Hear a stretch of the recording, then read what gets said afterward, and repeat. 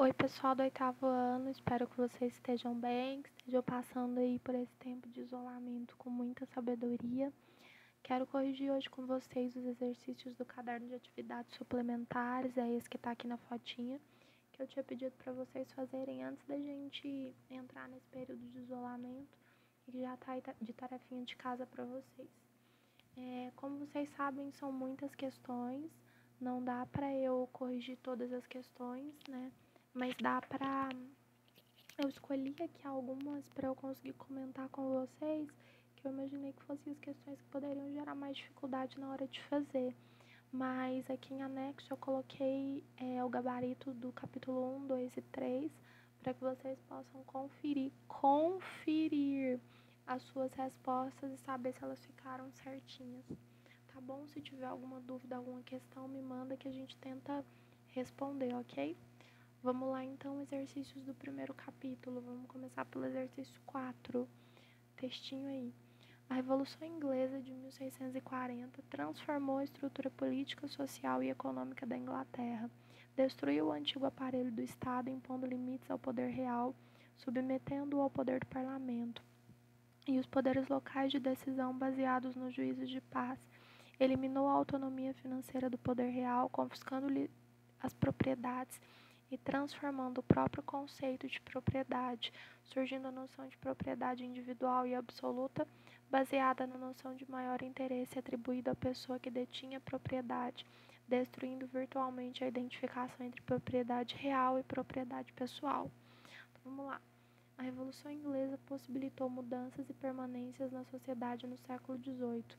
Durante a dinastia Tudor, houve a ascensão de duas classes sociais, a baixa nobreza e a burguesia mercantil. Qual a importância da ascensão da baixa nobreza e da burguesia mercantil para a sociedade inglesa? Essa ascensão ela possibilitou mudanças sociais, mudanças políticas e mudanças na economia da Inglaterra. Então, à medida que a burguesia se ascendesse, mudanças foram sendo vistas. Caracteriza esses dois grupos. A burguesia mercantil era aquela que trabalhava com comércio e a baixa nobreza era aquelas que trabalhavam com a mercantilização e com a produção agrícola, certinho? C. Cite uma mudança e uma permanência notadas na sociedade inglesa ao longo do processo revolucionário de 1640. Mudanças, a burguesia começou a atuar mais na política, rompendo com o absolutismo de vez, mas ainda assim a maior parte da população da Inglaterra continuou sem direitos. Certinho? Vamos lá então agora para a questão número 6. Vira aí, vamos ler o textinho comigo. Tinha início a segunda fase da Revolução, a fase terrível da Guerra Civil, defrontando-se os realistas, também chamados cavaleiros, contra os puritanos, também designados cabeça redonda, por causa do cabelo cortado recente. Imediatamente, em vários condados, eclodiram rebeliões populares, invocando o nome do parlamento contra os papistas. Eram principalmente camponeses, que mesmo nos movimentos insurrecionais urbanos tiveram notável participação, deslocando-se das comunidades rurais para os centros urbanos armados com seus próprios instrumentos de trabalho. No sul do país, os camponeses aproveitaram-se da eclosão do conflito para invadir os parques exclusivos à caça da nobreza e recusar-se a pagar as rendas de terra. 6. A Revolução Puritana foi um movimento caracterizado pelo rompimento entre o parlamento e o poder real. Discuta a relação entre o movimento e a questão religiosa. Então vamos lá. A Revolução Puritana teve início, então, com o desacordo entre o rei e o parlamento. Mas a relação religiosa vixe, em relação à religiosidade, a maioria dos parlamentares era puritano, era protestante, e o rei era um seguidor do catolicismo. Então, essa relação religiosa. Questões 8 e 9. Questão 8 com dois textinhos aí. Texto 1. De que meios dispunha ele, Carlos I, para pagar, de que suprimentos dispunha ele para amar, ou melhor, para recrutar um exército capaz de resistir ao exército do parlamento, sustentando pela ampla bolsa da cidade de Londres e por contribuições de todas as cidades corporativas da Inglaterra. Foram apenas os lords e os fidalgos que assistiram ao rei dessa maneira. E o texto 2. Em 30 de outubro de 649, Carlos I foi executado como traidor do bondoso povo da Inglaterra. A monarquia e a Câmara dos Lordes foram abolidos, mas não houve quaisquer reformas democráticas. O governo republicano logo perdeu o apoio. Com a execução de Carlos I, a monarquia deixou de existir na Inglaterra e foi instaurada a República. Cromwell foi o primeiro representante do novo sistema político inglês. Explique como aconteceu esse processo e aponte quais foram as suas principais consequências. Então, vamos lá.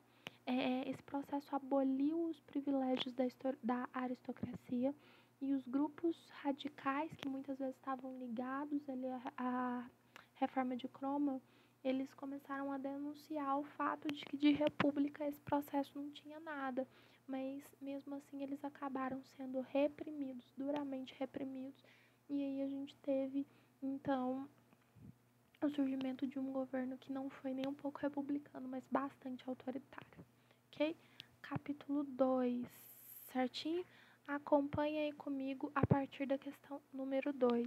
O historiador Brodel, em sua análise sobre estruturas econômicas da Inglaterra por volta do século XV e XVI, escreveu: a fortuna inglesa não se formou muito cedo. Por volta de 1500, a Inglaterra é um país atrasado, sem marinha, com a população sobretudo rural e apenas duas riquezas: uma enorme produção lanígera, produção de lã, e uma forte indústria têxtil, ok?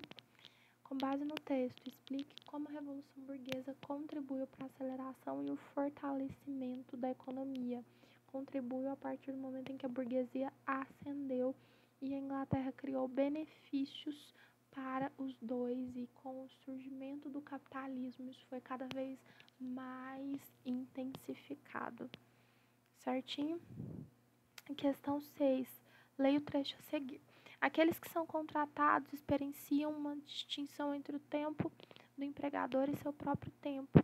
O empregador deve usar o tempo da sua mão de obra e cuidar para que não seja desperdiçado. O que predomina não é a tarefa, mas o valor do tempo reduzido a dinheiro. O tempo agora é moeda, ninguém passa o tempo e sim o gasta. De acordo com o trecho anterior, é possível perceber que a Revolução Industrial mudou as concepções de tempo e de trabalho nas fábricas. Nesse sentido, explique o significado da afirmação. O tempo é moeda, ninguém passa o tempo e sim o gasta. Isso significa que o tempo passou a ser um fator determinante para a produção, porque quanto mais eu produzisse em menos tempo, melhor era para mim.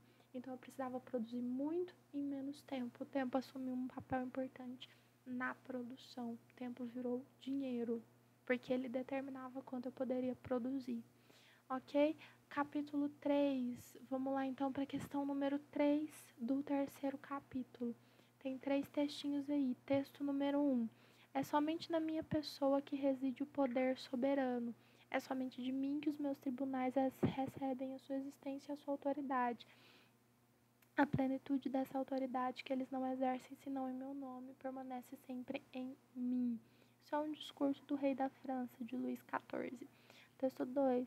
Não é o Estado que pertence ao príncipe, é o príncipe que pertence ao Estado. Mas cabe ao príncipe governar, porque foi escolhido para isso e se comprometeu com os povos a administrar os seus negócios.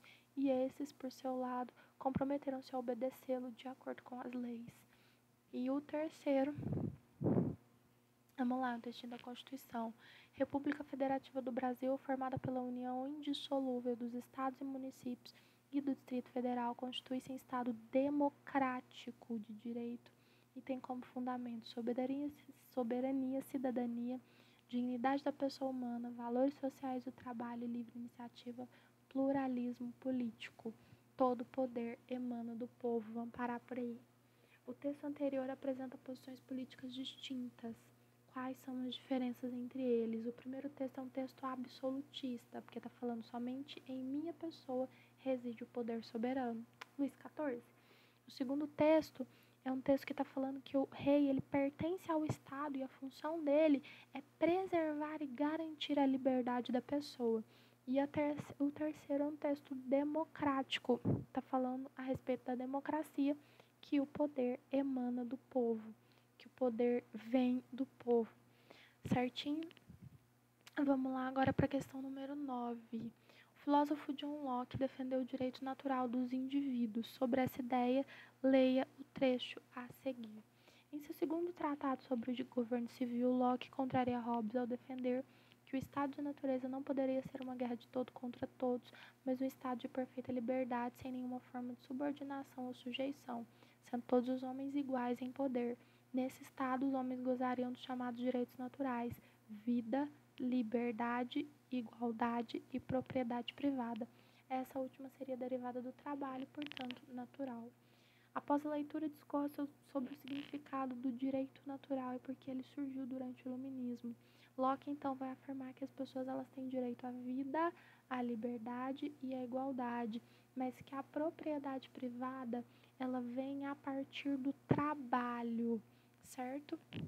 É o trabalho que garante esse tipo de direito.